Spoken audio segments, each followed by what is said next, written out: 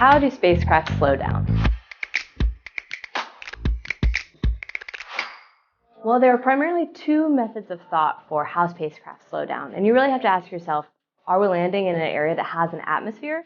If not, you definitely want to go with retropropulsion, where you use retro thrusters pointed down at the surface of the planet to slow yourself down as you're coming in.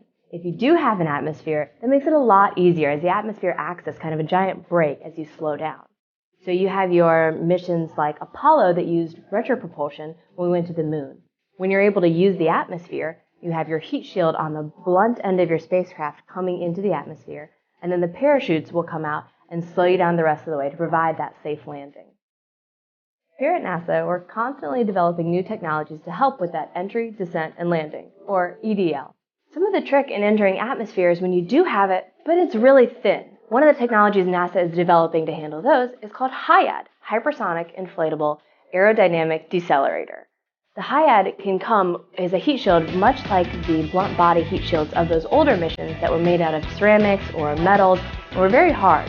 However, HIAD is a flexible woven system that compacts really small, so you're able to actually get a very small heat shield inside your rocket diameter. With HIAD, when the fairing comes off, the heat shield can then inflate and expand to a diameter much larger than your rocket. Therefore, you're able to bring in a much larger payload than you were before. So how do spacecraft slow down? You have retropropulsion, you've got your rigid aeroshells and parachutes, and coming soon, we've got these inflatable heat shields.